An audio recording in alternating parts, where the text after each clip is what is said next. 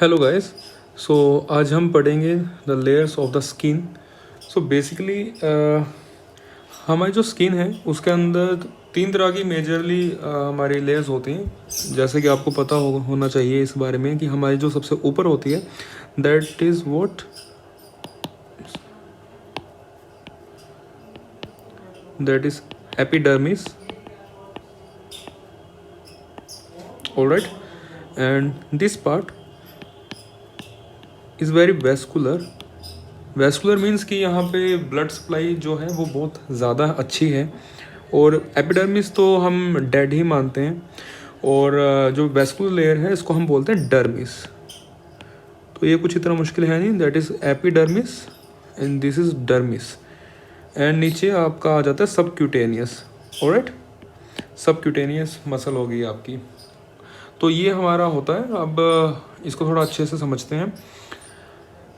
आपको आपके सिलेबस के लिए ये सब कुछ जानने की ज़रूरत नहीं है। आपको बेसिक कॉन्सेप्ट पता होना चाहिए, ठीक है। डिटेल में आप इसको स्टार्टिंग से ही पढ़ेंगे तो आपके लिए बड़ी डिफ़िकल्टी पैदा हो जाएगी। तो आपको बस ये पता होना चाहिए। अब उस डायग्राम से आपको ये तो क्लियर है कि स्टार्टिंग में जो सबसे टॉप मोस्ट लेयर है हमारी स्किन की जो डेड है दैट इज़ एपिडर्मिस। एंड उसके बाद हमारी जो वेस्कुलर लेयर है ये आपको दिख रहा है ना, ये वेन है।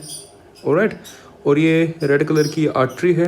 तो ये बहुत वेस्कुलर है, यहाँ जो ब्लड सप्लाई है वो अच्छी खासी है, ठीक है। और यहाँ पर हेयर फॉलिकल भी होता है, ये आप इसको देख सकते हैं। अगर मैं आपको अच्छे से दिखाऊं, रेड कलर से दिखाता हूँ। ये जो हेयर है ये कहाँ पर है अभी, ये डर्मिस में ही तो है, डर्मिस है ये। तो ये कहाँ पर है, आपको हेयर फॉलिकल भी डर्मिस में दिखेंगे। Okay, that is dermis. And नीचे हाइपोडर्मिस और ये सबक्यूटेनियस, ये आपको पता ही है, ठीक है। तो टॉप मोस्ट हो गया आपका एपिडर्मिस, और वेस्कुलर लेयर होगी डर्मिस, और ये हो गया आपका हाइपोडर्मिस एंड नीचे सबक्यूटेनियस। ऑलराइट, और ये हेयर फॉलिकल, जैसा मैंने आपको बोला कि हेयर फॉलिकल कहाँ होता है, ये डर्मिस में होता है। एंड इसके साथ ही साथ आपको एक चीज़ और पता होनी चाहिए, जो कि है कि यहाँ पर अरेक्टर पिलाई मसल जो है इसके बारे में ये पूछ सकते हैं। तो आपको इसके बारे में पता होना चाहिए कि ये है क्या, ठीक है। ये इतना आपको क्लियर होना चाहिए कि ये हेयर फॉलिकल से रिलेटेड है, ठीक है। तो अब इसको थोड़ा अच्छे से हम क्लियरली देखते हैं। सो बेसिकली ये आपको अभी पता चल ही रहा है कि दिस इज़ एपिडर्मिस। ऑलराइट, ये हेयर आ रहा है, और ये नीचे डर्मिस लेयर आ गई, ठीक है।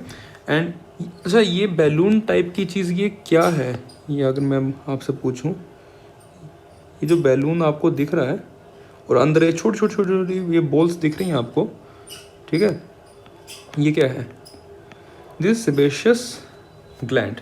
सेबेशियस ग्लैंड का जो काम होता है वो होता है कि ऑयल प्रोड्यूस करना।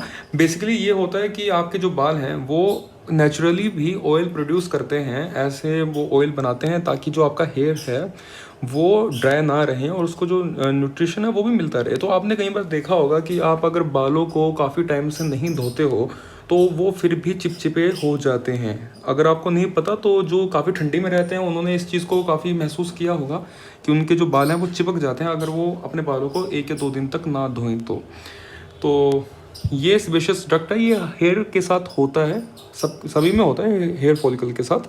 तो ये डर्मिस में होता है। तो डर्मिस आपकी सबसे वेस्कुलर लेयर है, वहाँ पर ब्लड सप्लाई प्रेजेंट रहती है, ठीक है।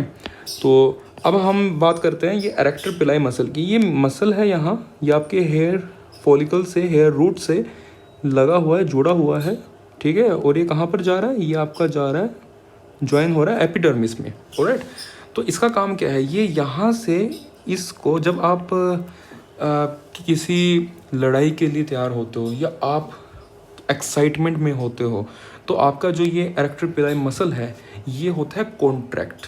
ये कॉन्ट्रैक्ट होने के बाद इस बाल को यहाँ से, इस हेयर फॉलिकल को यहाँ से खींचेगा, खींचने के बाद ये यहाँ से स्ट्रेट हो जाएगा, ठीक है।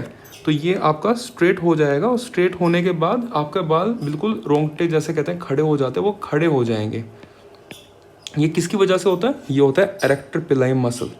तो ये आपके लिए इंपॉर्टेंट है, आपको पता होना चाहिए। कुछ एक चीज़ें पता होनी चाहिए थी। देखो आपको ये पता है कि सबसे ऊपर आपको बता दें कि एपिडर्मिस है, ठीक है। फिर आएगा आपका डर्मिस, ऑलराइट। फिर हाइपोडर्मिस,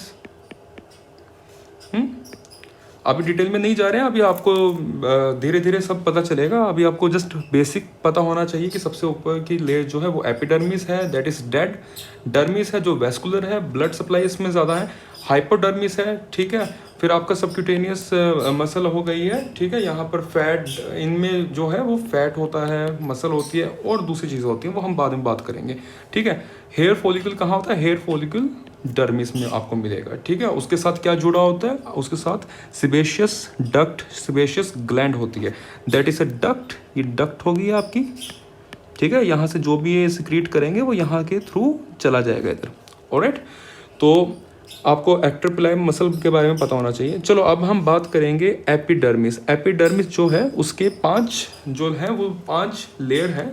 उन 5 लेयर किसकी होती है? लेयर है सेल्स की। तो वो कुछ ऐसी दिखती है, ठीक है। तो आप घबराने की ज़रूरत नहीं है। हम जो बात करेंगे वो हम करेंगे एपिडर्मिस की लेयर के बारे में।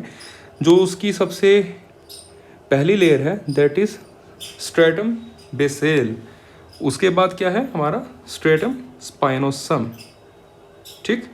उसके ऊपर है स्ट्रेटम ग्रेनुलोसम। फिर आता है स्ट्रेटम लूसीडम। फिर आता है स्ट्रेटम कॉर्नियम। स्ट्रेटम कॉर्नियम जो है वो हमारे स्किन की सबसे टॉपमोस्ट लेयर है, सबसे ऊपर की लेयर है।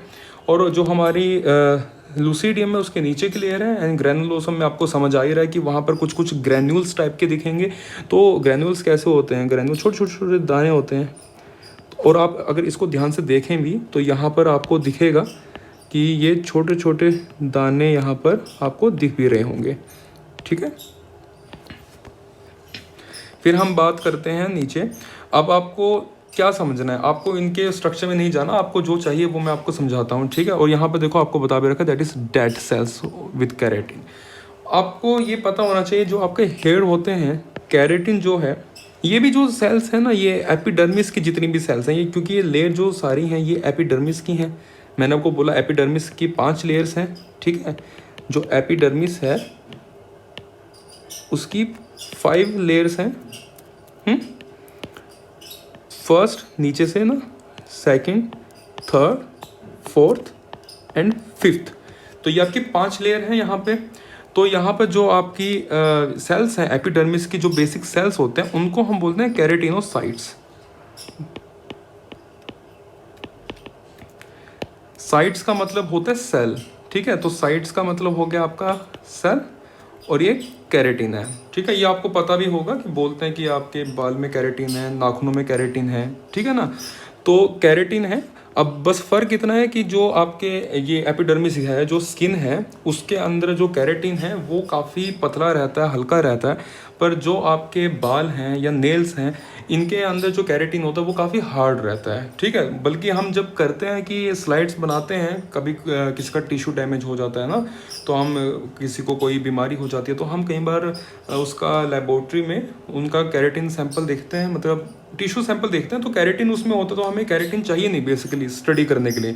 माइक्रोस्कोप में देख रहे हैं तो हमको केराटिन चाहिए नहीं, तो हम करते क्या, हम KOH के सॉल्यूशन में उनको रखते हैं, ठीक है। अब फ़र्क बस इतना है कि अगर वो स्किन का कुछ भी पार्ट होगा एपिडर्मिस का, तो वहाँ पर KOH जो है वो हमें लेना पड़ेगा कम, ठीक है। केराटिन मतलब बेसिकली KOH कम नहीं, मतलब KOH हमें हम डालेंगे तो टाइम कम चाहिए होता है। और अगर हम नेल्स या फिर हेयर को रखते हैं उसको अगर KOH में रखेंगे तो वो ज़्यादा टाइम लेगा। तो टाइम, क्योंकि केराटिन को आपको पहले ख़त्म करना पड़ेगा, ठीक है ना, डिज़ोल्व करना पड़ेगा। तो उसके लिए KOH जो है वो ज़्यादा टाइम में रखना पड़ता है हेयर एंड नेल को KOH के अंदर, ठीक है। तो बेसिकली एक्स्ट्रा नॉलेज थी ये आपको नहीं चाहिए, पर अगर आपको समझ नहीं आया तो भी कोई फ़र्क नहीं पड़ता।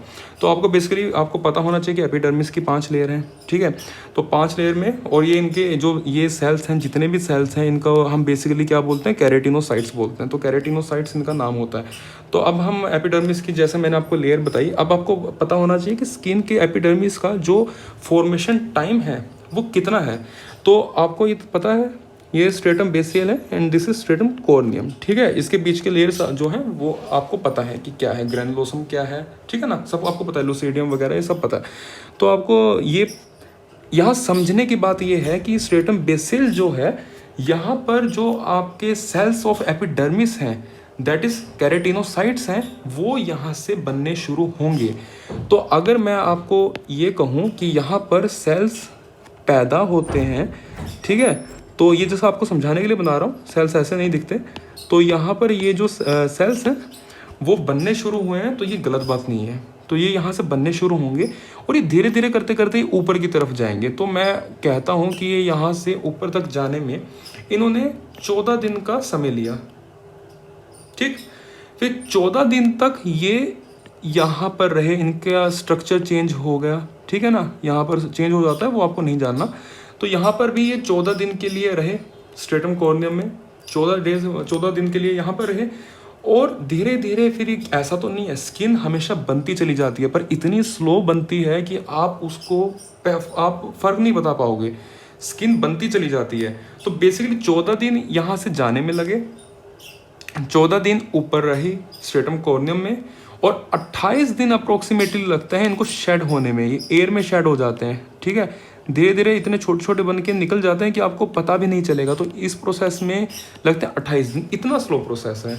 तो ये हमारा एवरेज टाइम होता है, ठीक है।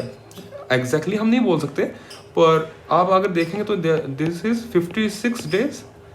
तो 56 डेज आपके स्किन को एवरेज लगता है एपिडर्मिस को अपने सेल स्ट्रेटम बेसेल से स्ट्रेटम कॉर्नियम पे जाने में और वहाँ से शेड होने में। तो जो आपके स्किन का एपिडर्मिस का पार्ट है that is a dead part, इसको मैंने बोला था ना कि ये डेड पार्ट होता है आपका ऊपर का।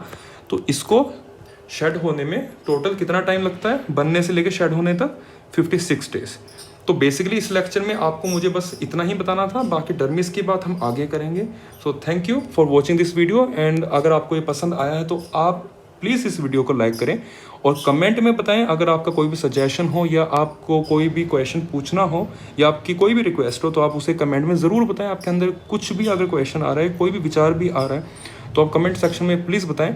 और आप इसे लाइक करें, इस चैनल को सब्सक्राइब करें और बेल आइकन को ज़रूर यहाँ पर दबाएं। And thank you for watching this video.